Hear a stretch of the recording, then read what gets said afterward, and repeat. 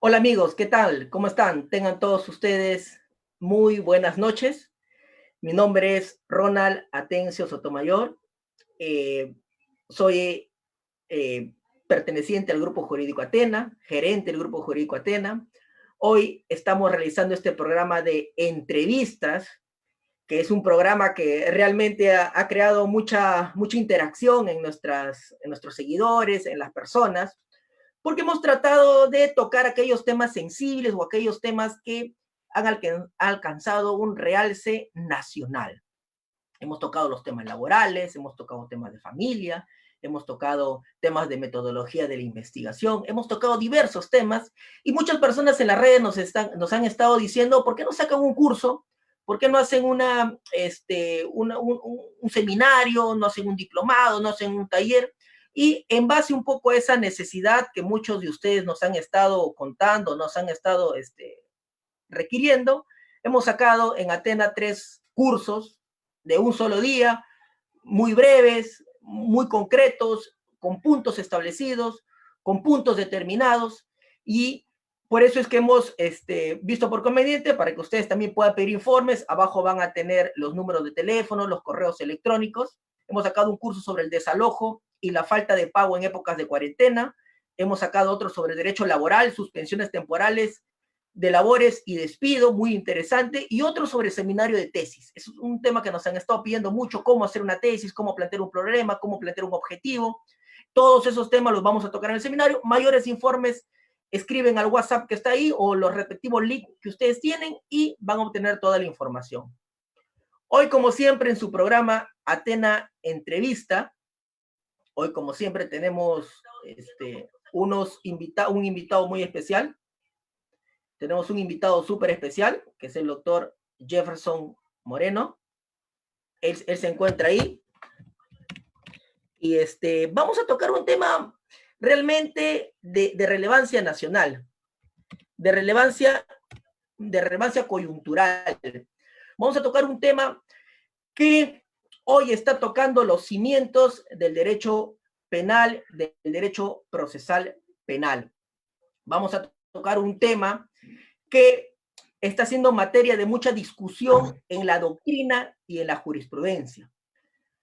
Y para tocar este tema de la doctrina y de la jurisprudencia, de la detención específicamente domiciliaria, hemos buscado, hemos hurgado y hemos tratado de traer a una de las personas protagonistas en este tema de la detención domiciliaria. Hemos traído no solamente un abogado, sino también hemos traído un académico, al doctor Jefferson Moreno Nieves. Lo hemos traído a él, ¿para qué? Para que nos dé su punto de vista, nos dé su apreciación. De seguro en algunas cosas podemos discrepar, de seguro en algunos puntos vamos a tener que intercambiar ideas, de seguro en algunos puntos coincidiremos, en otros no. Ustedes nos pueden dejar sus preguntas en la parte de abajo y vamos a buscar darle dinamismo a esta entrevista, que no va a ser una conferencia, no va a ser una ponencia, va a ser una expresión, sí, de ideas, una expresión de planteamiento, de punto de vista. Vamos a buscar del doctor Jefferson Moreno, vamos a buscar de él lo mejor que él ha podido trabajar en este tiempo en este tema de detención domiciliaria. Vamos a buscar indagar cuál es el razonamiento que ellos están planteando o que él está planteando en estos temas de la detención domiciliaria. Y efectivamente, ya lo tenemos acá, al doctor Jefferson Moreno. Primero lo voy a presentar. El doctor Jefferson Moreno, él es abogado por la Universidad de San Martín de Porres. Además, cuenta con maestría en ciencias penales por la misma universidad. También cuenta con estudios de maestría en sistema acusatorio y litigación oral por la Universidad de Medellín, Colombia. También estudios de maestría en enseñanza del derecho por la Universidad de San Martín de Porres. Estudios de especialización en litigación oral y sistema acusatorio en la Universidad de California Western School of Law de San Diego. También profesor de Derecho Procesal Penal de la Universidad de San Martín de Porres, director del área de litigación oral. Escribe muchísimos artículos, conferencista nacional, tiene mucho protagonismo en el quehacer jurídico. Jefferson, no necesitas más presentación, basta tu sola presencia el día de hoy para que tú ya mismo seas sinónimo de que hoy vamos a entrar a una charla interesante y motivadora. ¿Cómo estás? Muy buenas noches. Estimado Ronald, primero, muchísimas gracias por la invitación. Buenas noches a ti, a todos los que nos estén viendo ahora, a todo el equipo de Atena. Debo confesarte que yo soy un seguidor, ¿ah? Yo soy un seguidor tuyo. Yo siempre estuve siguiendo tus clases porque me parecen muy académicas, muy precisas, temas que a veces suelen ser muy complejos, es bien difícil, tú mejor que nadie debes saberlo, temas que son altamente complejos, explicarlos en una hora, en media horita, es bastante complicado y yo creo que tú tienes esa capacidad. Así que yo me declaro tu hincha, muchísimas gracias por la invitación, es un lujo para mí. Al contrario, Jefferson, realmente para mí es un grato honor que tú, una persona muy estudiosa, una persona de provincia como yo, una persona también sanmartiniana, también como yo, Ah, este, caramba, eso también, no lo sabía, también, eso no lo somos de sabía. la misma casa de estudios, pero fuera de la casa de estudios también representamos, y tú personalmente representas una nueva generación de abogados, y lo importante es que estás en el debate jurídico y te sometes al escrutinio, no solamente académico, sino también a veces de la población. Gracias, Por Jefferson, por tu supuesto, presencia acá y continuamos, ¿te parece? por supuesto, vamos. Bueno, Jefferson, hoy nos toca la detención domiciliaria. Hoy nos toca tocar este tema que se ha vuelto de moda. Está de importancia la detención domiciliaria. Sí, pues. Lo primero yo quiero que nos expliques a todos en lenguaje simple, que te lo va a entender desde cualquier persona que nos está viendo hasta el más ranqueo de los abogados. ¿Qué entendemos por una detención domiciliaria? ¿Qué es? ¿Qué significa? Entendámoslo todos, por favor, Jefferson, de tus palabras. Mira, para que la gente lo entienda en concreto, una detención domiciliaria es una prisión preventiva, pero para determinados supuestos. O sea, en concreto es eso. Y además, le sumo un requisito más. Es una prisión preventiva que se aplica en determinados supuestos, pero cuando el peligro procesal es controlable. Me explico. Tú tienes un caso donde cumples los requisitos del 268, es decir, corresponde aplicar prisión preventiva. Ese es tu caso, ese es tu supuesto. Pero resulta que a quien tienes enfrente es una mujer, una señora embarazada. Tú, caramba, entonces te tienes que poner a pensar, ¿la mando presa o no la mando presa? Porque le corresponde prisión, esa es la lógica. En ese momento, una vez que tienes los requisitos de la prisión, graves y fundados elementos de convicción, probación de pena, peligro procesal y obviamente natural a toda medida la proporcionalidad, verificas la condición, primero, persona mayor, mujer gestante, una persona en un estado de salud grave, y por último tienes que verificar que el peligro procesal sea controlable en el caso, porque no vaya a ser que se trate del líder de los injertos, pues. Entonces, puede ser que sea una madre gestante, puede ser que tenga 70 años, pero parece ser que el peligro procesal no es controlable. Entonces, le das lo que de verdad le corresponde, que es prisión preventiva, ¿no? Excelente. Ahí te corto. O sea, tú nos dices que la detención domiciliaria se cumple con los requisitos para irte a la cárcel, para utilizar un Claro. lenguaje simple, pero no estás en la cárcel, sino estás en tu casa, en tu Es una domicilio. prisión en tu casa, claro. O sea, hoy en cuarentena prácticamente estamos en detención Todos estamos en domiciliaria. detención domiciliaria, claro. Perfecto. Y para que la gente entienda, ni siquiera en nuestras casas estamos tranquilos. O sea, imagínense estar en una detención domiciliaria sin poder salir ni a la esquina, ni a comprar. Por supuesto, porque nosotros tenemos regulado, bueno, por lo menos en papel, ¿no? Una detención domiciliaria controlada. O sea, no es voluntaria, no es que tú te quedas y bueno, como el juez me ha dicho que no salga, no salgo, sino que es supervisada por una división de la Policía Nacional que realiza la inspección. Normalmente debería estar ahí todo el día, pero se va, vuelve, se va, viene, lleva un control de que la persona sigue en su domicilio, ¿no? O sea, con la detención domiciliaria estamos en nuestro domicilio, tenemos un policía que nos cuida y estamos ahí, en sentido literal, encerrados. Así es. Perfecto, Esa es la ya. idea.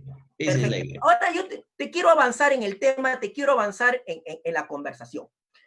Eh, tú lo conoces bien, permíteme solamente decir lo siguiente, ¿no? Para dictar prisión preventiva, podemos discutir, pero son 5 cosas que tenemos que analizar. Yo voy a utilizar el término 5 cosas para que las personas nos entiendan.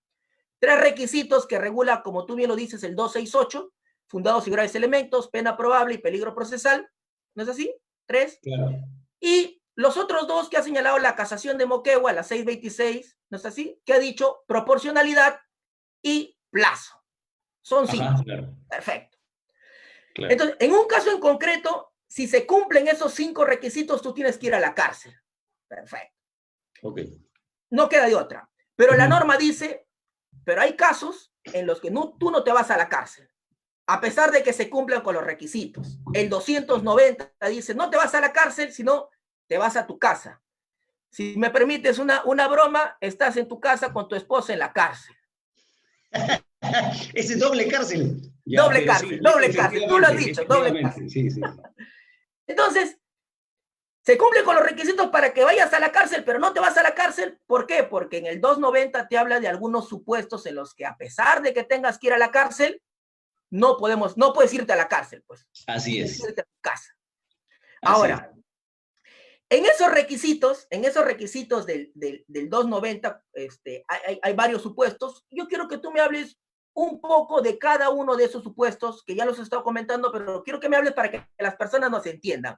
Hasta ahí estamos claros en la discusión, que las personas nos entienden. Entonces, se cumple con los requisitos para irme a la cárcel, pero porque además hay otros presupuestos, no me puedo ir a la cárcel. ¿Qué dice el 290 ahí, Jefferson?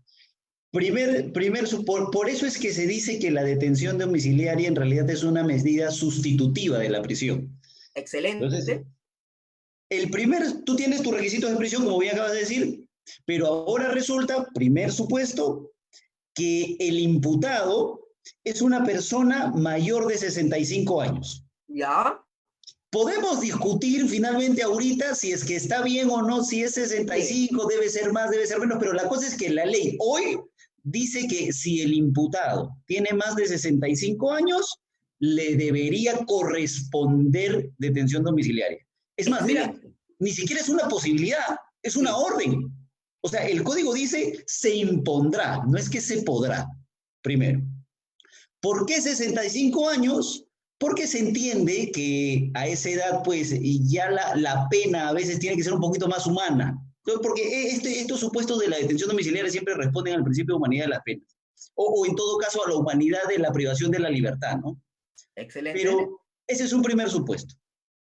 Un segundo supuesto, ojo que son independientes uno del otro, ¿ah? O sea, puede ser uno, puede ser otro, puede ser todo si quieren. Claro. Pero un segundo supuesto es que ese imputado que tú tienes al que le corresponde prisión adolezca de una enfermedad, mira, 2 características o 2 alternativas, que sea grave o que sea incurable. ¿Ya? Porque recuerden ustedes que cuando tú vas a internar en prisión preventiva a una persona solamente le puedes quitar la libertad.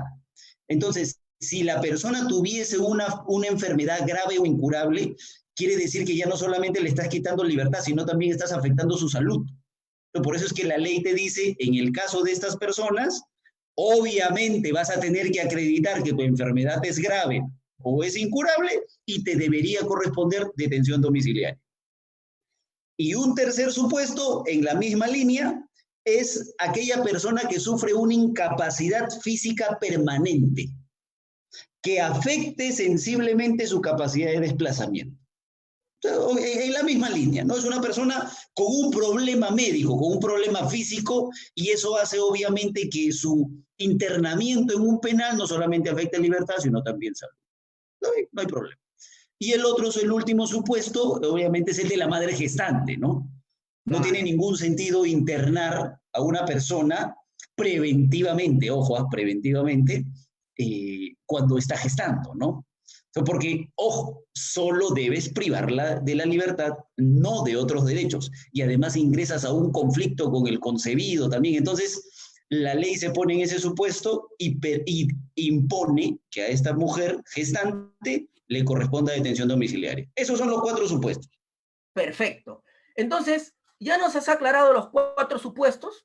Yo quisiera que nos comentes brevemente, ya para entrar a unos temas jurisprudenciales de discusión, También el 290, en el inciso 2, el tema de que puede eliminarse el riesgo. Coméntanos esa partecita, por favor. Eso es lo bonito. Imagínate que, por ejemplo, Abimael Guzmán, no estoy seguro, pero debe tener que unos 70 años, 60 y tantos años. Obviamente supera largamente los 65 años, ¿cierto? Claro.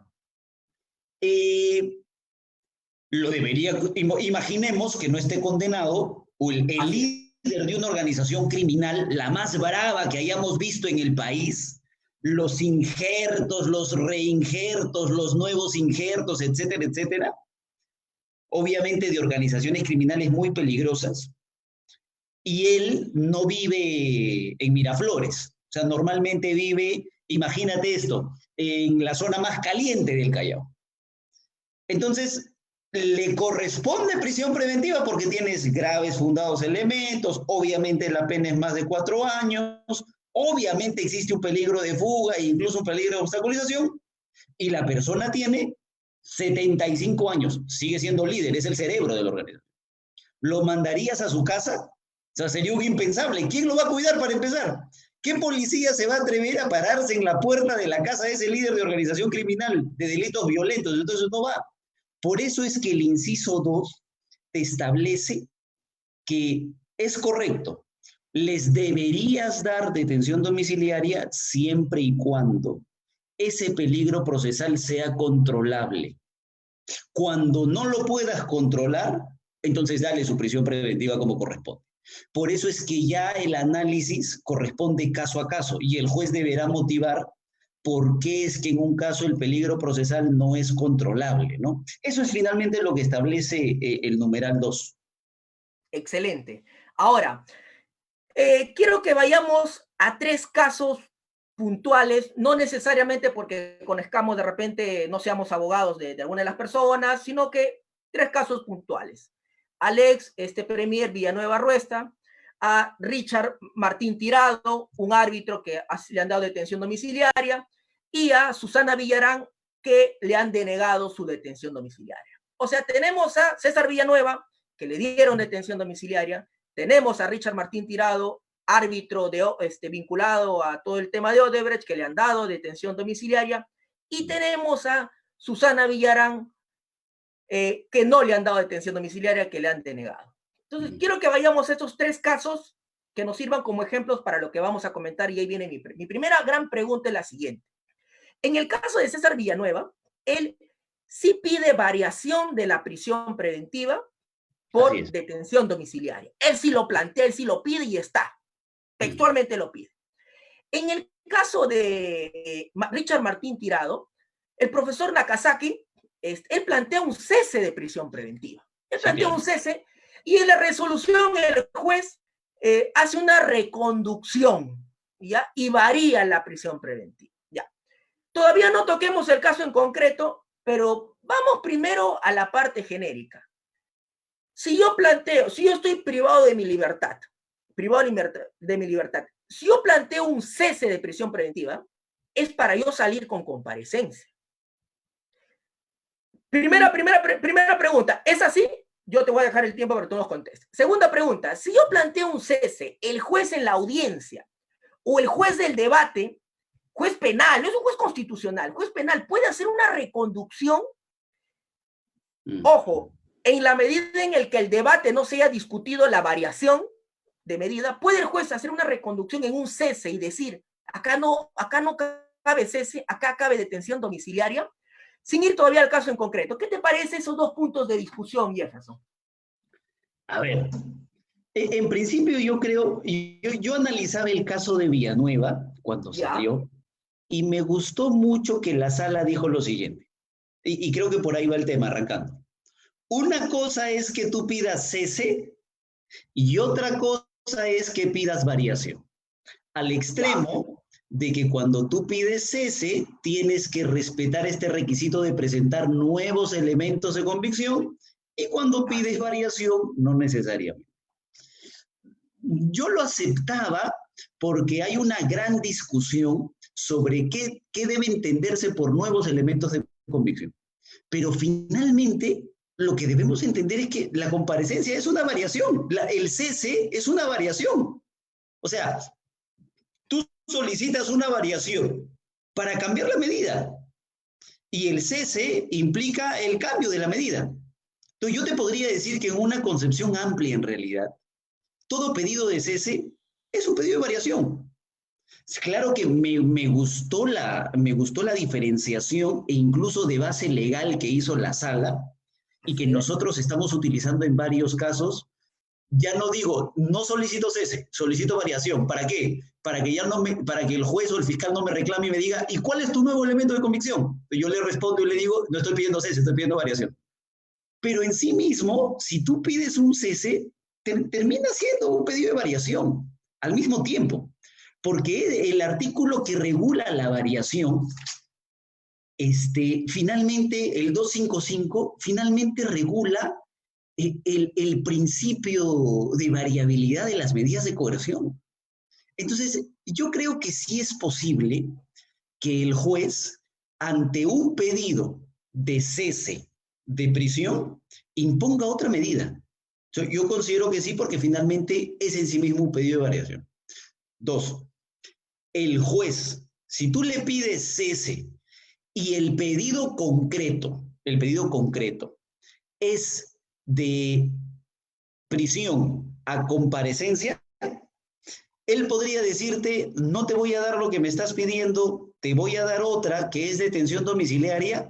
Por el contexto en el que vivimos te diría que sí, porque ese juez ni siquiera debió haber recibido un pedido de parte de un abogado, porque como bien ha dicho la Comisión Interamericana, los jueces, y como es permitido por la ley y la doctrina, pueden revisar de oficio el mantenimiento de las medidas de coerción.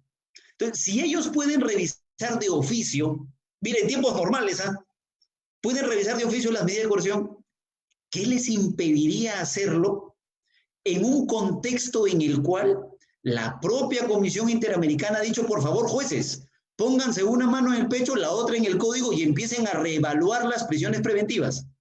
Entonces, a mí me parece totalmente válido. Ahí no tengo ningún problema. Yo creo que sí podría. En Ya, ambas o sea, preguntas. perfecto. Tú me dices de que el juez sí puede variar ese pedido de cese a variación, porque tú nos dices que en buena cuenta es lo mismo en un cese que en una variación, porque buscas el cambio de la prisión preventiva. Pero te pueden replicar y te pueden decir, y esa es un poco mi función acá, a ver, para ver hasta dónde llegamos con esta discusión, pero en el cese, como tú bien lo has dicho, te pide el 283 nuevos elementos de convicción Sí. que hagan que se modifique los presupuestos para dictarte prisión preventiva. Yo creo que van los 5, cualquiera de los 5 pueden ser nuevos De elementos de acuerdo. convicción que modifican. Lo De dice acuerdo, inclusive hasta la sí. propia casación. Digamos que ahí no va la discusión.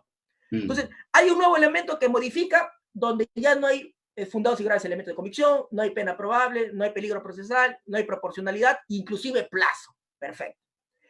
Pero para la detención domiciliaria, estamos hablando de que acá hay un cambio de situación, si tú me permites. Sí, sí, claro. Tenía 64 años, ahora tiene 65.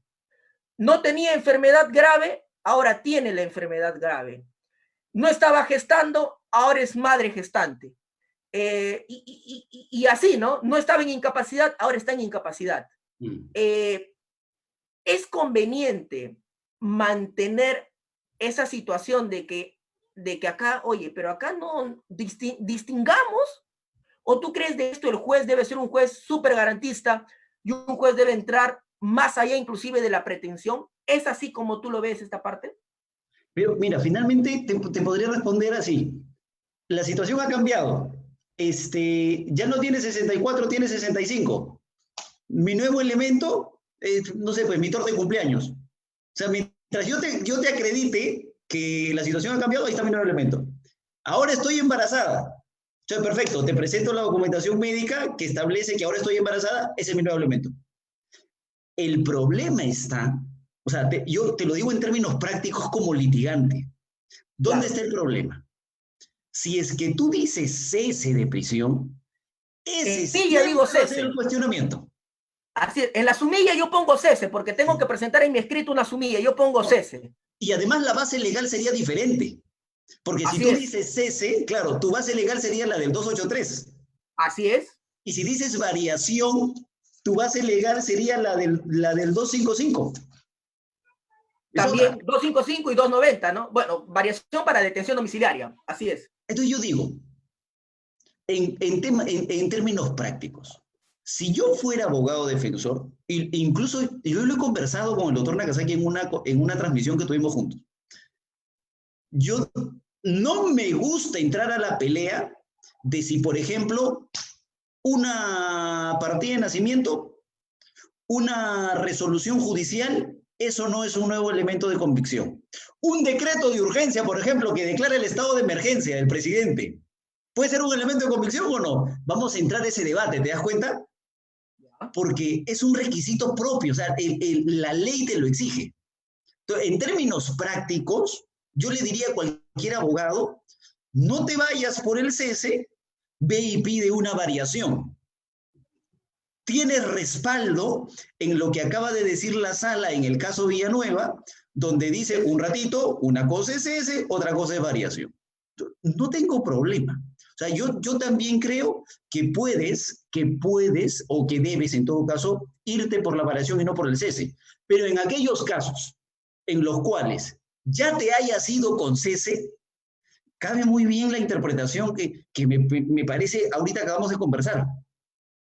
Todo pedido de cese termina siendo un pedido de variación. Y el contexto le permite al juez hacer una reconducción y decir, yo incluso puedo revalor de oficio, así que le voy a dar detención domiciliaria. Me parece válido. Pero por estrategia sí creo que deberíamos nosotros trabajar con una variación. Perfecto. Ahora te llevo al tema de coyuntura, que hoy estamos todos con el COVID-19, coronavirus. Hay situaciones reales que todos sabemos, ¿no? De la enfermedad, el tipo de contagio, esa situación ya no la vamos a comentar porque ya todos la sabemos, tenemos en los medios de comunicación, ya sabemos todo, un metro de distancia, mascarilla, guantes, todo lo que tú quieras. En el caso de Villanueva, un poco flojo, pero se mencionó el COVID-19, se mencionó un poco flojo. En el tema de Richard Martín Tirado, La base. Sí se mencionó de manera muy clara. La base. En el caso de Susana Villarán también se mencionó de manera muy clara. Y esto me lleva a lo siguiente, y yo quiero saber cuál es tu opinión al respecto. Cuando se señala este tema del COVID-19, lo que se está diciendo, lo que veo en la jurisprudencia es que lo que se está atacando es lo que se está, en todo caso, argumentando es el 290, inciso 2. ¿Qué significa? No es que haya acá una enfermedad grave, porque el COVID no es una enfermedad grave que tenga la persona. La enfermedad grave es la que ya tenía Villanueva. La enfermedad grave es la que ya tenía Richard Martín Tirado. La enfermedad grave es la que habría tenido Susana Villarán. Ellas ya tenían hipertensión, diabetes. Esa es la posible enfermedad grave. Lo que veo es que el juez está diciendo, este es un problema de ponderación. Para dictar prisión preventiva, el cuarto requisito, lo voy a llamar así cuarto para que las personas nos entiendan nada más, ¿no? Primer requisito, fundados y graves elementos, pena probable, peligro procesal, y el cuarto sería la proporcionalidad.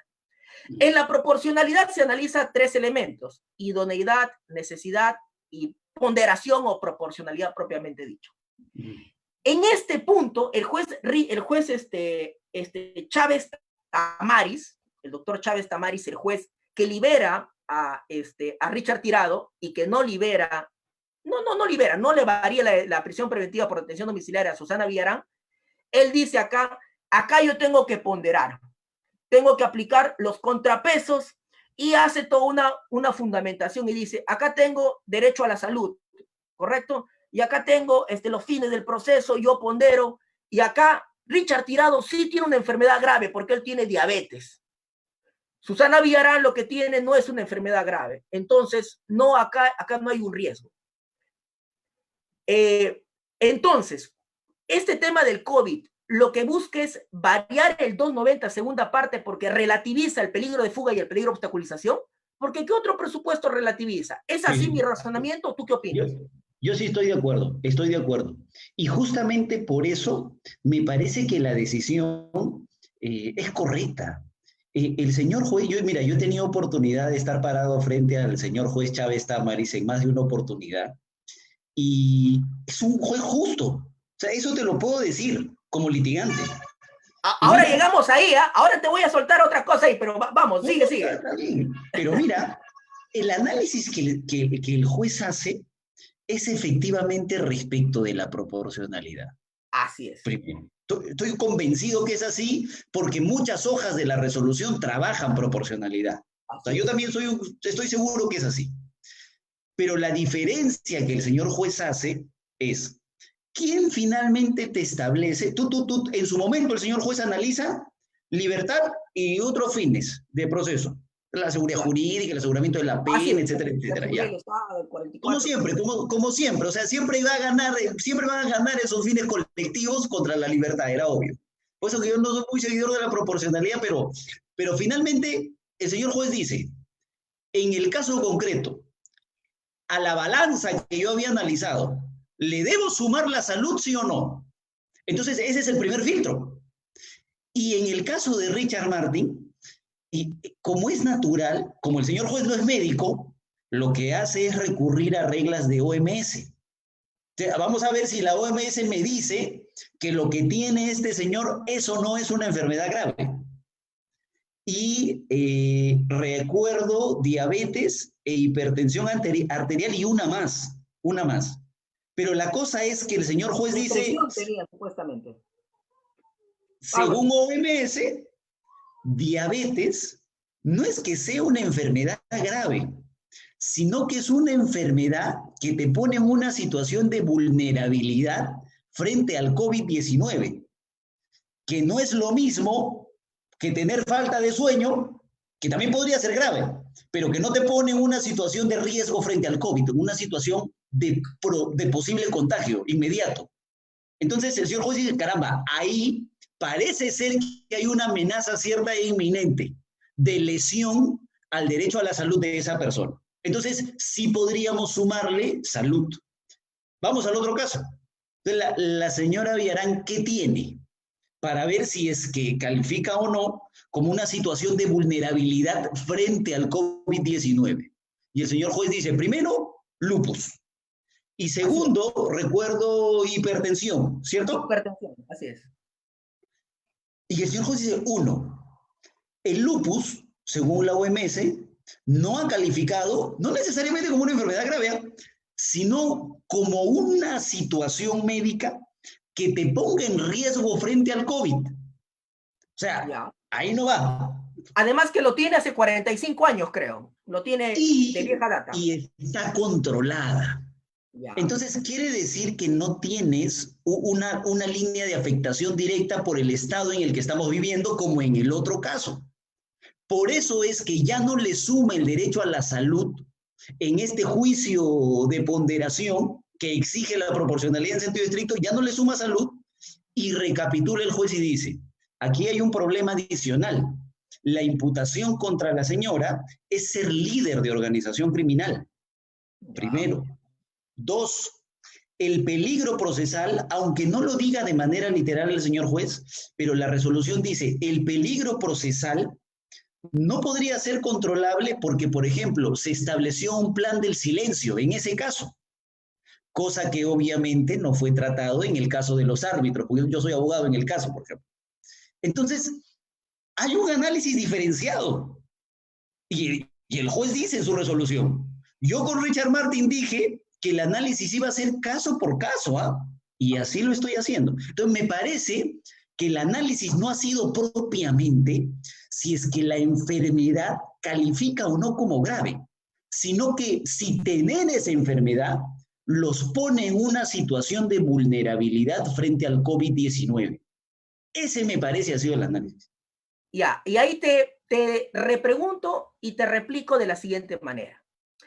Un derecho constitucional puede ser lesionado o puede ser amenazado.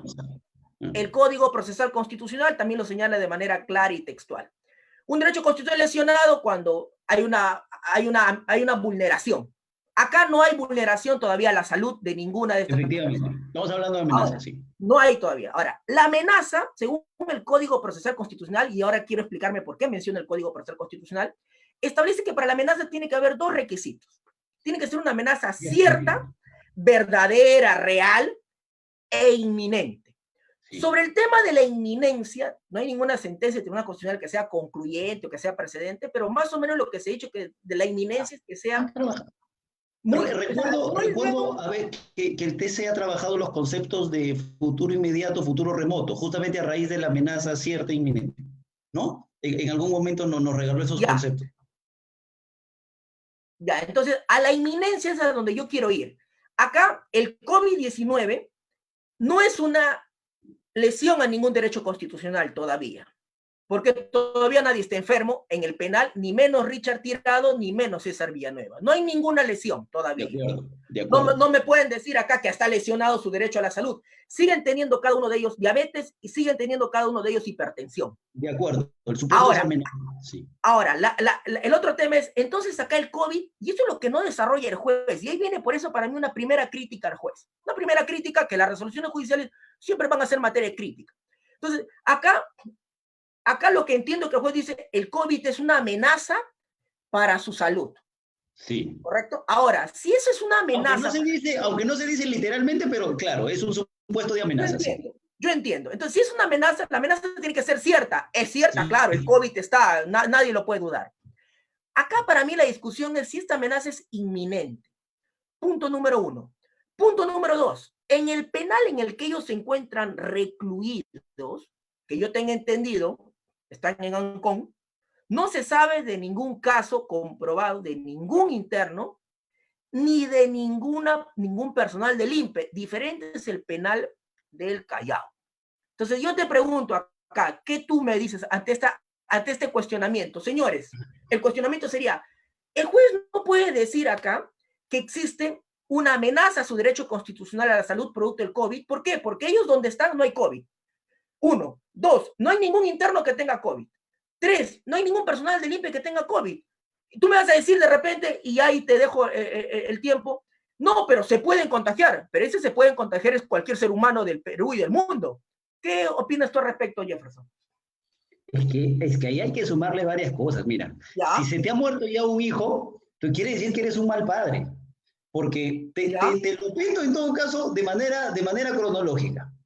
El INPE dijo, cuando todo esto surgió, que iban a controlar la situación, que iban a implementar algunas medidas. Una de sus primeras medidas fue prohibir la visita a los penales. Primera. Ya dijeron que con eso, controlado, porque como en el penal nadie está enfermo, ni cuenta se dieron de que los trabajadores del INPE entran y salen. Y la cosa es que cuando por ahí se avisoraba alguna posibilidad de contagio bien lejana, sacaron un protocolo donde ellos establecían medidas de seguridad, de prevención y de control si es que encontrarían a alguien contagiado con coronavirus. Resulta que el protocolo nunca se implementa. Nunca se llega a implementar. Y eso lo dice un propio funcionario del INPE. Ojo que eso está incluso en el escrito de pedido de Richard Martin. Hay un representante del INPE que dice, yo hago un llamado, por favor, a las autoridades porque nos pintaron que había un protocolo y nunca se implementó. E incluso el jefe del INPE, saltándose todos los canales formales que existen, se dirige al Poder Judicial como una manera de grito desesperado, creo yo, a decirle, por favor, escúchenos. No vamos a recibir a nadie, obviamente improcedente. Y luego resulta que el INPE o el Ministerio de Justicia sale y dice, no, todos los penales están controlados, no hay problema. Eso lo dicen el sábado. Y el domingo, 4 infectados.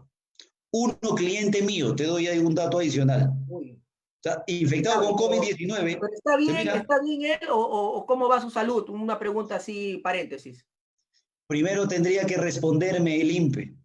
Y ni siquiera nos quieren responder, imagínate. Mal. Entonces, pésimo. La única comunicación que tenemos con él es cuando él logra escapar contagiado y comunicarse con un familiar para decir qué es lo que está pasando, porque recién lo acaban de llevar al hospital. Mira, y ojo, ya no son 4, Él sí es un caso más interesante de COVID, No, donde ahí sí... es que en el caso de él ya no Ya. ingresamos al análisis de la amenaza, ¿no? No, sí, ya, por ejemplo, ahí sí es un caso más interesante, perdón, menos debatible, no más interesante. Continúa Ya. nomás, Jefferson, continúa. Pero mira, te sigo poniendo el camino. Sí, sí, Y el INPE dijo que con su protocolo y todas las medidas que estaban implementadas nadie se iba a contagiar. Y ahí están, contagiados. Dijeron que solamente eran los del Callao. Y resulta que en Piura acaba de morir uno. Entonces, ha sido un mal padre. O sea, el INPE ha demostrado que no tiene la capacidad para controlar el problema del COVID-19 al interior de los penales. Y para rematar con la cereza, mira que tú me dijiste solamente, Sarita Colonia, los en Ancón 1, si lo quieres poner más directo, se realizó un motín recién. así es. Ojo, y según Canal N, porque yo lo he escuchado, no me he equivocado, porque la periodista dice que el disparo de perdigón que ha recibido el alcaide de Ancón 1 ha sido por uno de los miembros del INPE, no por un interno. Y en el penal de San Juan del Lurigancho, todos los del INPE se han atrincherado en la puerta y han dicho, no vamos a recibir cambios. ¿Por qué no vamos a recibir cambios? Relevo, porque no nos dan las medidas de salubridad necesarias. Entonces, a todas luces, el INPE ha demostrado que no tiene la capacidad para controlar el ingreso del COVID-19 a los penales. Entonces, te regalo lo de la amenaza cierta hasta ahí. Ahora, viene el segundo pasito. Ese solo problema hace que todos los internos puedan ser contagiados. No, pero los que están en una situación de vulnerabilidad, sí, pues. O sea, aquellos que, por ejemplo, tengan una enfermedad que la OMS ha dicho, oye, cuiden esas personas, porque esas personas se van a contagiar así, rapidito. Esas sí estarían en un estado de amenaza cierta e inminente. No solamente por lo que ha demostrado el INPE hasta ahora, sino porque además su propia condición así lo establece. ¿Sabes? Este tema yo lo analicé porque Richard Martin, antes de ir en cese, planteó un habeas corpus. Ya. Y la sala, mira, además te doy un dato adicional, Ronald. Yo te Suéltala. acabo de comentar que tenemos un cliente que ha dado positivo para COVID-19 la semana pasada, porque recordar la noticia del Callao ha sido lunes de la semana pasada e incluso te diría antepasada. Hemos planteado un habeas corpus y el juez lo ha rechazado. Ya. Positivo para coronavirus, ¿ah? Pero bueno. La cosa es que Richard Martin ha planteado un habeas corpus antes del pedido de cese. Y la sala lo que le dice es justamente lo que me estás comentando, que el solo ingreso del coronavirus al Perú no hace que eso implique, que eso constituya una amenaza cierta e inminente para todos los internos de todos los penales, pero se olvida de analizar la condición de vulnerabilidad de la persona. Eso te da inmediatez, la condición de cada interno, porque no todos están en esa condición. Eso sí estoy totalmente de acuerdo. Y ese va a ser el límite para que obviamente no todos salgan de los penales pues como ganado. ¿Cuál sería tu límite? Personas en situación de vulnerabilidad, adultos mayores y personas enfermas, pero con enfermedades que constituyan un riesgo inmediato de contagio. ¿Solucionas el problema de la amenaza? Ya. Bueno, a ver, ahora, te quiero llevar al siguiente punto. En la resolución tanto de César Villanueva como la resolución de Richard Martin, en la de Susana Villarán al final le deniegan. En ambos casos, la parte más floja, y más en César Villanueva todavía, en la de Richard Martin me parece muy, muy floja, es efectivamente la del 290 segunda parte. ¿Por qué? Porque en el 290 segunda parte establece que con esta medida, ¿no es así? Si tú me permites la lectura para que nuestros amigos que nos están viendo entiendan de qué me estoy refiriendo, no por desconocimiento, sino para seguir el hilo del debate. Por favor, dale. Todos los motivos previstos en el numeral anterior, 290 primera parte, la medida de detención domiciliaria está condicionada a que el peligro de fuga o de obstaculización puede evitarse razonablemente con su imposición. O Ujú. sea, lo que acá está diciendo es, hay peligro de fuga, hay peligro procesal, hay peligro de fuga y hay peligro de obstaculización. Pero dándote detención domiciliaria, se va a evitar razonablemente tanto tu posible peligro de fuga como tu posible peligro de obstaculización. Eso es lo que más o menos yo entiendo y que también quisiera que Sí, tú de me abores. acuerdo. Ahora, a lo que voy. En ambos casos, en ambas resoluciones, en la de César Villanueva y en la de Richard Martin, por ir a un caso en concreto, no hacen un análisis. Una cosa es lo que tú me vas a argumentar, que de seguro vas a buscar la forma de argumentación, pero yo no veo en la resolución que digan Mm. cómo en el caso en concreto de César Villanueva y de Richard Martin, no va a haber peligro de fuga ni peligro de obstaculización. De manera concreta, no me explica ahí, por ejemplo, te pongo un ejemplo, a Richard Martin dijeron que no tenía arraigo, te pongo un ejemplo, no conozco el caso en concreto, no tenía arraigo, pero con este COVID subsano o se relativiza la posibilidad de arraigo.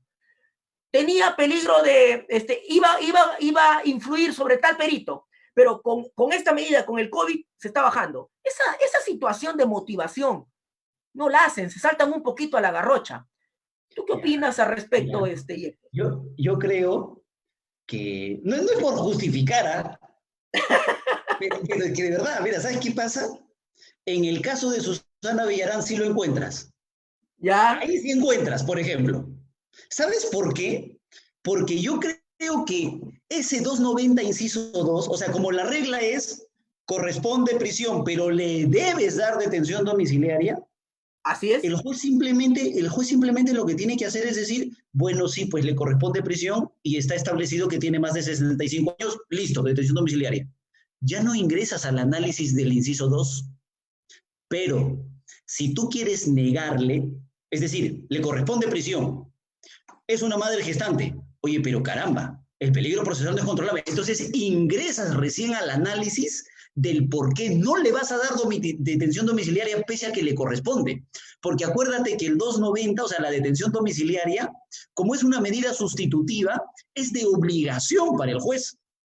Entonces, como es de obligación para el juez verifica la situación y la impone sin problema. ¿Cuándo es que el juez tiene que entrar al análisis de si es que el peligro procesal es controlable o no? Cuando no va a cumplir lo que la ley le dice que tiene que hacer. Por eso es que en el caso de Susana Villarán, cuando el juez dice no voy a cumplir lo que me dice la ley, es decir, pese a corresponder detención domiciliaria, no le voy a dar.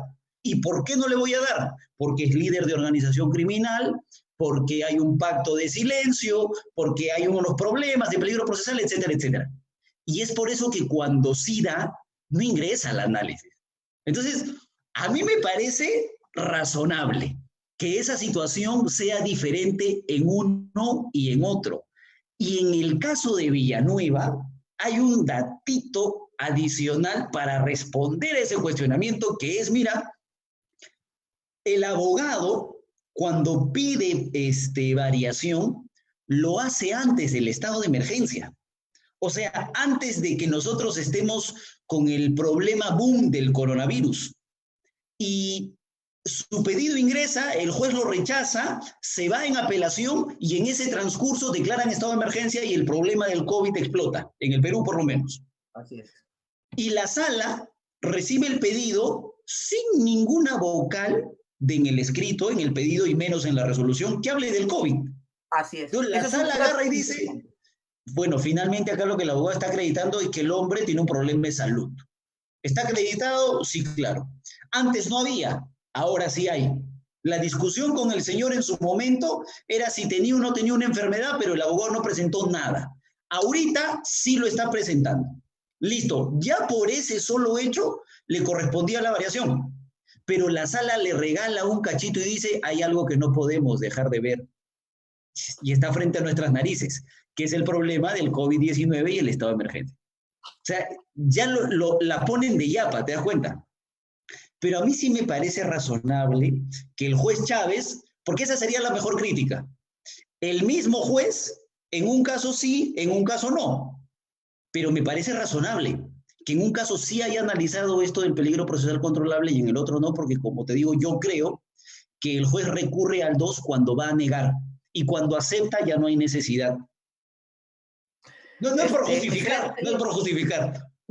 No, está bien. Acá, la idea de esta entrevista es siempre ponernos en todas las situaciones y en todos los escenarios, porque lo que nos están viendo algunos pueden ser asistentes de función fiscal, fiscales, jueces, estudiantes de derecho, personas que estén de acuerdo con algún tipo de libertad o no y quieran conocer de repente los motivos o las justificaciones. Más bien, estamos en las redes, nos están siguiendo un montón, estamos siendo muy visualizados, les está gustando mucho la conversación, debate. Hay algunas dudas acá que las voy a resumir de la siguiente manera para que tú no las puedas absolver o saber cuál es tu punto de vista. Nos dicen algo así como que, ¿y una junta médica no crees que sería mejor para determinar si la persona está o no está en un estado de salud grave? Determinar o hacer una junta médica y que sea la junta médica la que determine la situación de gravedad o no. Punto número 1. Punto número 2 que me hacen es, sería una puerta abierta para que el solo hecho del COVID sea un motivo de pedir, no necesariamente que te lo den, pero ya prácticamente la condición de COVID hoy da la posibilidad de pedir ya sea variación o ya sea cese.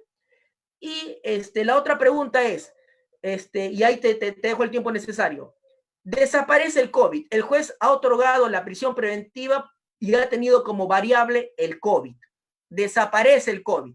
Ya sea desaparece porque ya no hay en el Perú, o ya sea porque se ha demostrado que la persona ha tenido COVID, porque tú sabes que no necesariamente el que se contagia se enferma, no todos les pasa algo grave. Entonces se demuestra que Richard Martin le dio COVID estando fuera, pero ya no hay ningún problema con él. César Villanueva igual le dio COVID, pero ya se recuperó. ¿Eso haría para que el fiscal vuelva a pedir, haga un requerimiento de prisión preventiva? ¿Cuáles son tus opiniones al respecto, Jefferson? Empezando por la última, mira. ¿Ah? Yo creo, finalmente, hay un problema en el país con lo de las prisiones preventivas. Tú lo sabes, todo lo hemos visto. O sea, calma ansias de justicia, es natural. Pero ¿es correcto que desaparecida la causa, el fiscal podría solicitar su regreso? Yo creo que sí. Pero, si es que la medida de detención está cumpliendo su finalidad, detención domiciliaria, está cumpliendo su finalidad. Tú me tendrías que presentar algo nuevo, o sea, algo que me haga ver a mí que hice mal en darle detención domiciliaria, porque si bien es cierto, el problema es que se podía contagiar, hoy ya no se puede contagiar, pero ya me acabo de dar cuenta que estando en su casa no hay problema. El proceso ha seguido su curso regular. Es como cuando una persona tiene impedimento de salida del país. Tú tienes impedimento de salida del país para controlar el peligro de fuga. O sea, el matrimonio perfecto es impedimento de salida y peligro de fuga, porque se controlan ambos. Pero si tú tienes impedimento en preliminares y de pronto te formalizan y te quieren pedir prisión preventiva, ¿no te parece que algo tendría que haber pasado respecto del peligro de fuga? O sea, el fiscal tendría que decirme, no es suficiente el impedimento de salida. Esto me parece lo mismo. O sea, algo tendría que generarse para que la detención domiciliaria no cumpla su finalidad. No me vayan a decir... Te dejo un cachito para que continúes. Pero si la causa, alguien que te insista, pero si la causa es COVID, usted ha dicho en su resolución COVID, que COVID genera riesgo, que COVID, ya no hay COVID, señor. Ese no sería el nuevo elemento. El nuevo elemento era la partida de nacimiento para el que cumplió 65 años. El nuevo elemento es el certificado médico que ya teniendo COVID se ha curado o que ya no hay COVID. Forzamos así la figura. ¿Cuál es tu reflexión? Yo regreso a la finalidad de la medida. ¿Para qué quieres regresarlo a prisión? Es para poder seguir investigando. ¿Y no puedes seguir investigando con la persona de detención domiciliaria? O sea, tú lo que quieres es finalmente ver la presa. O sea, es por una cuestión personal, es una cuestión de revanchismo. No, pues ¿cómo va a ser posible? Si salió por eso, que se regrese por lo mismo. Pero si uno analiza la finalidad de la medida de coerción, uno tendría que preguntarle al fiscal que lo pide, ¿para qué? Si él te responde y te dice es para investigar bien, Entonces quiere decir que él habiéndose ido a su casa no has podido investigar bien, algo ha pasado. Claro. Tendrías que trabajar mucho ese tema de finalidad. Yo creo que sí.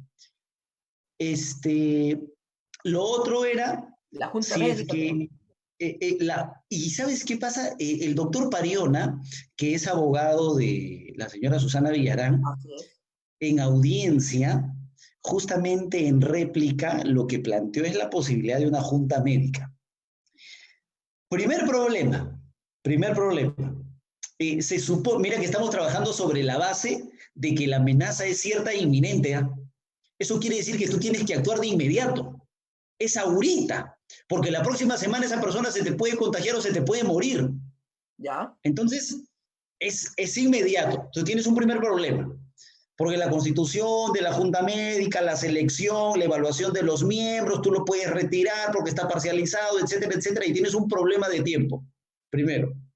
Y segundo, lo único que necesitamos establecer es si es que la enfermedad te hace o no te hace vulnerable frente al COVID. Y ese trabajo ya está hecho. O sea, no depende de la persona, depende de la enfermedad, porque además la junta médica lo que hace es analizar la situación de la persona. No está en discusión si es que la persona tiene hipertensión, si la persona tiene diabetes, eso no está en discusión, eso está acreditado. Y la junta médica ingresaría para ver si tiene o no tiene. Es como Alberto Fujimori, o sea, finalmente tiene o no tiene. Ese es el punto de análisis. Y eso es algo que en los pedidos que se han planteado ya no se está discutiendo. Lo que se está discutiendo es si esa enfermedad te hace vulnerable. Y eso no te lo va a decir la Junta Médica, eso te lo va a decir la Organización Mundial de la Salud, que ya lo hizo. Y como ya lo hizo, hay una lista. Estas te hacen vulnerable, estas no te hacen vulnerable. No importa quién seas, estas te hacen, estas no te hacen. Entonces, no me parece muy productivo. Y Ahora, sí. No sé, la otra pregunta, ¿ya la respondiste, creo? Sobre ¿Cuál era? No lo tengo si es claro. que esto hace que todos pidan Ah, cese. sí, sí. Mira, Puerta abierta, dicen algunos, Jefferson, puerta abierta, abran las cárceles, que salgan todos, ya hemos llegado a esa situación máxima, pero con prudencia. ¿Puerta abierta es así? ¿Ese sería el titular de esta entrevista? a mí me han dicho eso. No, yo creo que lo que quiere es que todos sus clientes salgan de prisión. No, en realidad no. Sus clientes, nada más, Sí, pues, sus todos mis clientes. clientes, nada más, sí. Parece ser que yo hablo solo por eso. Pero es que en realidad no. Mira, es irreal pensar que van a sacar a todo el mundo o a la gran mayoría. Eso es irreal. Un segundo punto a analizar, y yo conversaba con mucha gente de Constitucional, con un profesor, el doctor Oscar Paso incluso, y decía, el derecho a la salud, mira que ahí vas a tener un problema.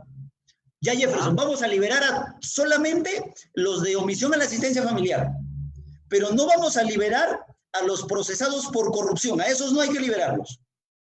¿Y por qué liberas a los de asistencia familiar? Es que tenemos que proteger su derecho a la salud. Entonces, quiere decir que el derecho a la salud solo es para personas que cometen ciertos delitos. Y ahí tienes un grave problema. Entonces, ese no puede ser tu argumento. Entonces, yo creo que el límite, para que obviamente no se arrase con todo y obviamente no generar una sensación de impunidad en la sociedad, el límite es adultos mayores, primero, de cajón. Segundo, personas cuya enfermedad los hacen vulnerables, que es hasta ahorita lo que se está haciendo. Richard Martin, César Villanueva, según reglas de OMS, enfermedades no necesariamente graves, pero que los ponen en un estado de vulnerabilidad. Entonces, esos dos límites son los primeritos que hay que establecer. E incluso te diría, ahí sí puedes sacarte un decreto de urgencia que te diga aquellos que me acrediten esta situación, para afuera, a su casa. Ahí sí. Y no todos calzan en ese supuesto. Incluso te diría, son pocos. Claro. Entonces, ese es el límite. Así que no es que se piense que con esta argumentación todos salen, es impensable. Por ejemplo, el otro día me llamaban a consultarme y me decían, Jefferson, mira, mi papá hace años hace años ha tenido tuberculosis. Entonces, hay que presentar un habeas corpus porque ya hace tiempo ha tenido, pues. Yo le digo, no, pues porque, o sea, no tiene. O sea, no tiene algo ahorita, hoy, que lo ponga en nuestra vulnerabilidad. O sea, ese va a tener que ser el análisis, como bien ha dicho el señor juez Chávez Tamariz, y en esto yo también he criticado, ¿ah? Te debo decir que también, Está pero bien, está bien. en esto debo respaldar, porque el señor juez dijo, yo voy a analizar caso por caso. Porque la gente gritaba, y sobre todo el equipo especial, ¿no? Decían, no, y ahora sí, los abogados se quieren aprovechar de esta situación, van a querer que todos salgan. Y el señor juez ha hecho caso por caso y ahí está el resultado. Caso por caso, él está analizando la situación.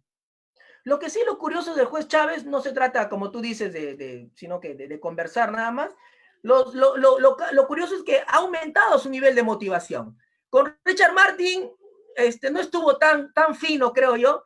Ya con Susana Villarán ya le ha puesto datos adicionales, ya se ha ido un poco más allá, ya ha analizado más allá. Y con los otros que le venga, de seguro que hará ese esfuerzo que me parece correcto, ¿no?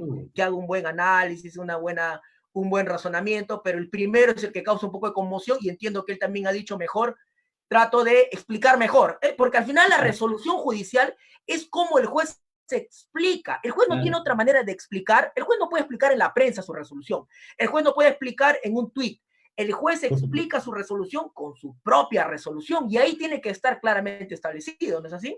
De acuerdo, de acuerdo, de acuerdo. Yo creo que sí tienes mucha razón en eso.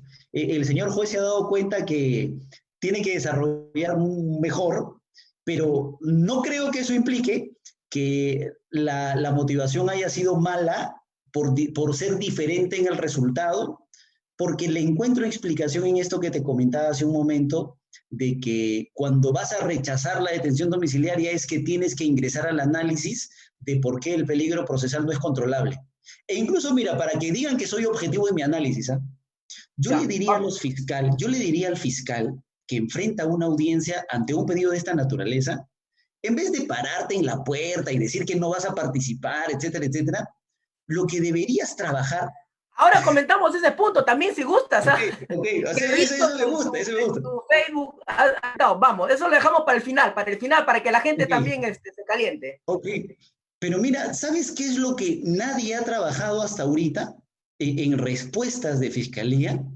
Es si el peligro procesal es controlable o no. Eso no lo has escuchado en la audiencia, de ninguno, Claro. de ninguno.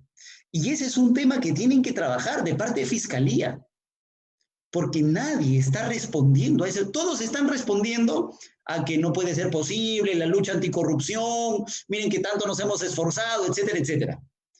Pero y el análisis del peligro procesal controlable no hay. Y ese es un problema. Y, y eso va de la mano con el análisis del peligro procesal que se hizo en su momento, pues. Porque como es un pedido de variación, el señor juez tiene que partir de la base de lo que se analizó en su momento. Si te vienen con los mismos argumentos que en su momento ya fueron analizados y tú dijiste que ese peligro procesal no era controlable, entonces, ¿cómo le vas a variar ahorita con el mismo razonamiento? Y eso no lo están haciendo. Entonces, me parece que ese debería ser el punto de análisis de parte de fiscalía, más allá de correrse. Ahora, han mencionado algo de correrse. El contexto es este, y no sé si todos nuestros amigos saben, el contexto es este. Hay una audiencia de cese de prisión preventiva, programado por un juez de turno. El juez de turno convoca una audiencia física para que vengan las partes. Viene el abogado, el doctor Abanto, creo es, abogado de Sí, Yoshiyama. La libertad te da para Yoshiyama, ¿verdad? sí, sí. Viene el doctor Abanto, estaba ahí sentado, esperando argumentar para su pedido de cese. Y al lado donde debería estar el fiscal vino físicamente, dejó sus cosas, se levantó y se puso en el umbral de la puerta. Se puso atrás. Físicamente no estuvo sentado. El juez lo que hace es, bueno, siendo el día tal, toca su campanita, siendo el día tal, doctor Abanto, acredítese. El doctor Abanto se acredita. Y el juez dice, el fiscal no está sentado en su silla, está parado más allá, y desde ahí él le pregunta, señor fiscal, ¿usted se va a acreditar? ¿No se va a acreditar? ¿Por qué está acá? ¿Por qué no se sienta? Término más, término menos, pero más o menos le dice eso, y el fiscal le dice, he presentado un escrito, lo fundamentaré, lo estoy poniendo por escrito, daré cuenta al fiscal encargado. En esos términos más o menos dice. Ese es el contexto real, Jefferson. ¿Qué opinión te merece? ¿Literal? Y ahora yo también te replico. Yo me acuerdo de las palabras literales. A ver, a El ver, a señor ver. juez le dice, señor, ¿por qué no se acredita? Y Ah, el ya. fiscal le dice, a mí nadie me puede obligar a participar en esta audiencia. El Ministerio Público es un órgano constitucionalmente autónomo. Bueno, Ya. y el juez pregunta por acá, por allá, señor, por última vez, ¿se va a sentar o no se va a sentar? Ya justificaré mi inasistencia, mi inconcurrencia por escrito. Entonces yo sé, mira, yo sé que voy a sonar antipático, malo, voy a perder amigos, la gente me va a odiar, me pueden escupir por redes, lo que guste, porque finalmente el fiscal José Domingo es un símbolo de justicia. Entonces, Ya. pero acá hay un problema. Yo cuando cuento esto en redes sociales, porque yo lo estaba viendo, yo estaba en mi celular y lo estaba viendo en vivo y en directo. Entonces dije, esto no Ya. puede pasar, la gente tiene que saber para que entre a verlo. Y lo publico en vivo y en directo. Y yo lo cuento sin nombres.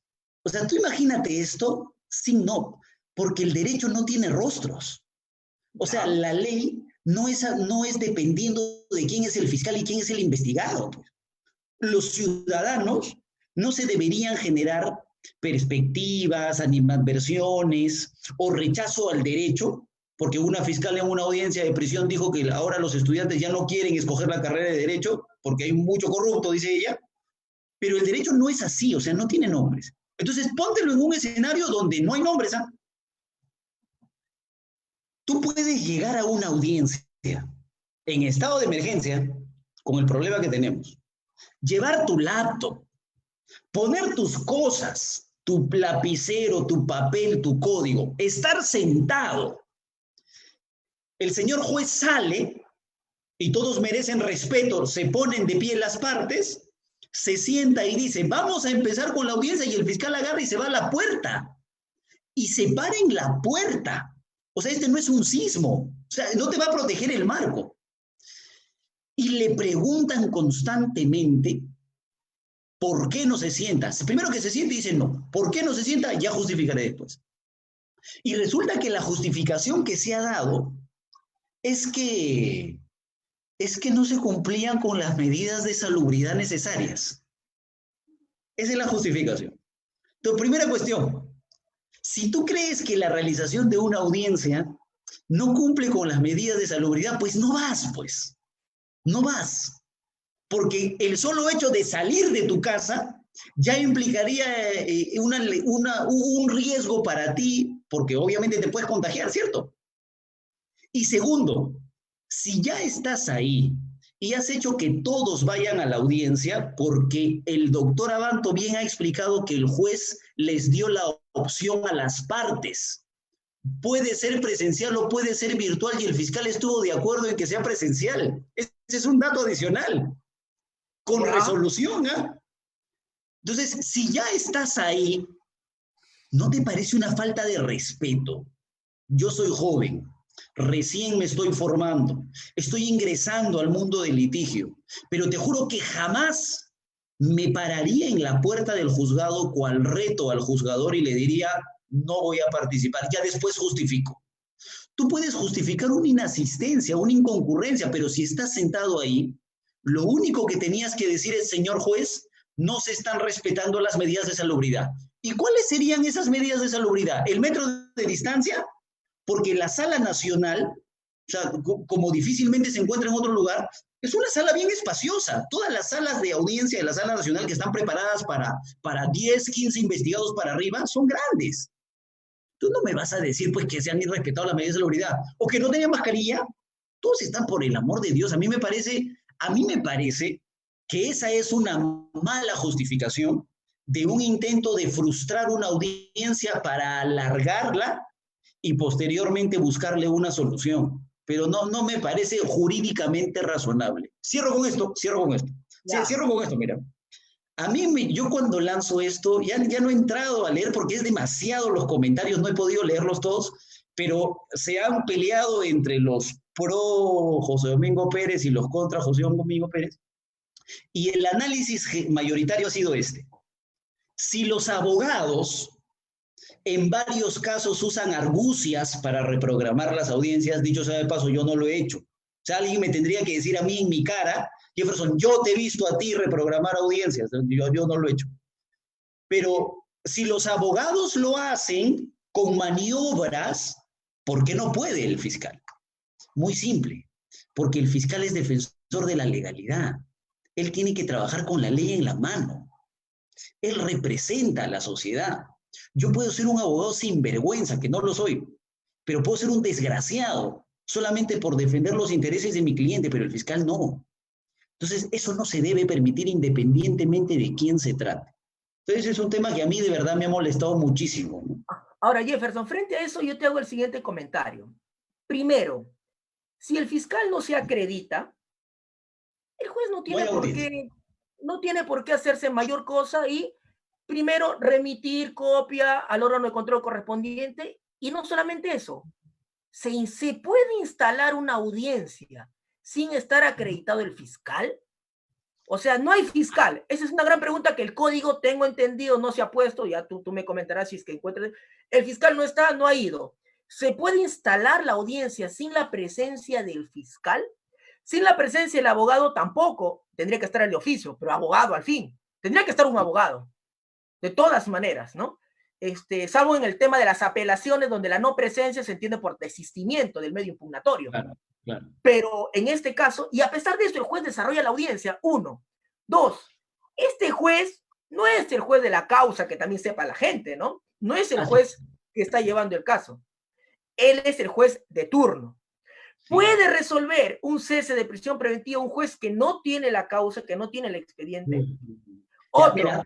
Espera, pues, ya de ahí tú redondeas la idea y vamos con los comentarios finales.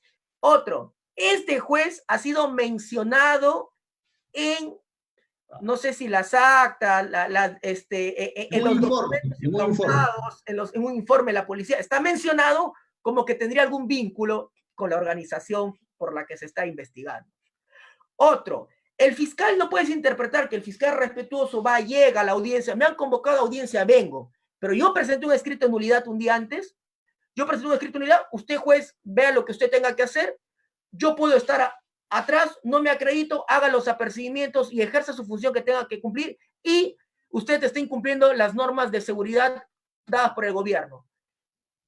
Y tan simple como eso, o nos tenemos que seguir yendo a más allá de eso. Cuéntanos, Jefferson, tu reflexión final sobre esto. Volvemos a la detención domiciliaria, concluimos las ideas y seguimos. Cierro muy chiquito. Es que eso es un tema, pues. Pero mira, el código se ha puesto en el supuesto en el cual el fiscal no va y por lo tanto la audiencia no se puede instalar. Así es. El código no se ha puesto en el supuesto en el cual está el fiscal paradito mirándote y te dice, ¿y qué vas a hacer? Tú. Si tú lo ves, el juez lo ve y le dice, señor fiscal, por favor, siéntese. Pero instalación es acreditación. Si no estás acreditado, no estás instalado también, ¿no? Pero ojo, ese supuesto no está. Ya. No pensábamos tener fiscales así, 1. 2, el señor juez nunca instala la audiencia. Y dice, bueno, no puedo instalar, dice literal, no puedo instalar porque no está el fiscal. O bueno, sí está, hola, fiscal, sí está, pero no se quiere acreditar. Entonces no instala formalmente la audiencia. Y lo que resuelve el juez es su pedido de recusación. ¿Pero qué va a resolver si no hay audiencia? No tiene nada que de resolver ahí. De acuerdo. Ahí sí estamos de acuerdo. Claro. El señor juez no debía resolver ningún incidente si es que no hay una audiencia instalada. Y por último, el fundamento de la recusación es que el juez aparece en un informe. Yo soy abogado indirecto en este caso, porque hay abogados también procesados. O sea, no solamente la señora Fujimori o Yoshiyama, también hay abogados procesados. Y el informe, les cuento, Es un tema bien sencillo. Tú sabes que la doctora Juliana Loza es abogada de la señora Fujimori. Así es. Y la doctora Loza es una abogada muy académica también, e incluso yo seguía mucho su canal de alerta informativa, me acuerdo, Loza Ábalos era. Claro. Entonces, la doctora hace un informe, ella hace un informe jurídico, y dice, más o menos, como todo abogado, razonablemente diligente, este es el hecho objeto de imputación, esto es lo que nosotros deberíamos hacer, esta es la jurisprudencia que deberíamos estudiar, estos son los jueces que nos podrían tocar, y cada juez tiene una forma de pensar diferente, lo hace cualquier abogado. Por Dios, yo tengo miedo que encuentren mis informes de mis casos. Entonces resulta que en uno de esos informes que hace la doctora, se dice, uno de los jueces, el doctor, no recuerdo el nombre, tiene el siguiente criterio, un criterio jurídico, que lo ha reafirmado en el caso tal. Y cita la juez, es como citar jurisprudencia. O sea, es como si dijeran que imagínate, por hablar del juez Chávez ahorita en esta transmisión en vivo, ya no puede ser abogado en un caso mío. O sea, por hablar del criterio jurídico, eso es impensable, pues, por el amor de Dios. O sea, si lo quieres sacar, por lo menos búscate otra cosa, ¿no? Por menos, mira, por cosas más graves, no se ha querido retirar al juez Concepción, por ejemplo. Bien, sé que me van a odiar, ¿eh? Pero su puesto de recusación. Resulta que el juez Concepción, el fiscal José Domingo, el fiscal Bela Barba, Gustavo Gorriti y el jefe de la DIVIAT se van a dar una conferencia en Arequipa, te acordarás. Y en un video sale donde el juez dice, aquí estamos los que de verdad luchamos contra la corrupción. Allá están los corruptos. Por el amor de Dios. Total, se supone que recién nos están investigando y ahí está el juez que me protege, el juez de investigación preparatoria, y está el fiscal que me investiga. Lo recusaron. Improcedente la recusación. Mira, si por eso no han recusado a un juez, imagínate por una cita jurídica, pues por Dios. No le veo pies. Jefferson, detención domiciliaria. Centremos. Quiero que nos digas tus reflexiones finales sobre la detención domiciliaria. Quiero que nos digas qué hacer en este momento, plantear o no una variación a detención domiciliaria, cómo plantearlo, qué es lo que tú opinas, qué es lo que recomiendas, ya sea al abogado litigante, ya sea al estudiante de derecho que por ahí necesita hacer una tesis, necesita hacer una investigación, ya sea de repente igual al fiscal, al magistrado, etcétera. En general, ¿qué es lo que tú concluyes sobre el tema de la detención domiciliaria? Veo muchas personas que te están enviando saludos, tus alumnos de la Universidad San Martín de Porres, algunos alumnos de la Universidad Privada del Norte, del Círculo de Estudios también de allá de la UPN, de otras universidades también del país, también para que des tu afectuoso saludo en la parte final a ellos y agradecerles siempre a todos nuestros amigos que nos siguen en su programa de entrevista a Entrevista. Cuéntanos, Jefferson, tus reflexiones finales. Bueno, yo diría que primero ustedes tienen que verificar que la persona esté en un estado de vulnerabilidad. O sea, si quieren trabajar con el contexto de emergencia, con el COVID, eso es lo primero. Tienen que acreditar el estado de vulnerabilidad. Segundo, el subsistema nacional, que implica subsistema de crimen organizado y corrupción, es un sistema que tiene magistrados de mucha calidad e ingresa al análisis jurídico siempre, y nos ha regalado mucha jurisprudencia. Pero si es que ustedes tienen un caso en determinada provincia, ya no ingresen al debate jurídico con el cese de prisión. Yo preferiría trabajar con el pedido de variación y así ya no van a tener problemas de cuestionamiento sobre si lo que están presentando es o no es un nuevo elemento de convicción. Ahí te interrumpo, y eso sí me parece un dato interesante que todos deben tener en cuenta, porque yo creo que si nos vamos por cese vamos a estar complicando tanto la argumentación como el propio debate. Vamos a complicarnos ahí y no todos los jueces te van a permitir de repente pasar del debate de cese al de variación por detención domiciliaria. Buen dato, Jefferson. Puedes ganar, ¿no? O sea, puedes ganar la pelea, pero ¿por qué mejor no ahorrarte la pelea? Así es. Eso es un buen dato. Entonces, no, yo creo que hay que trabajar con la variación.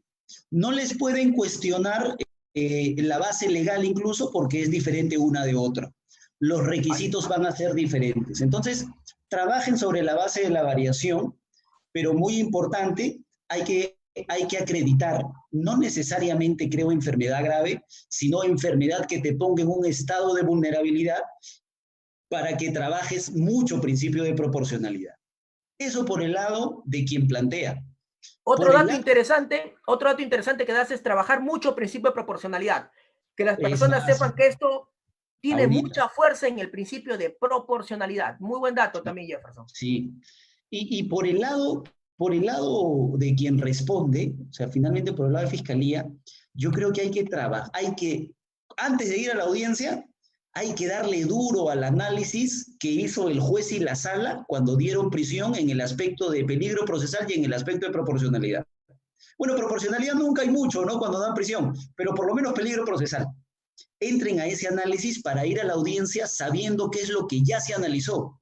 Cosa que si el abogado defensor suelta un argumento que ya se analizó, ese debe ser descartado, porque ya en su momento se vio que ese peligro procesal no era controlado.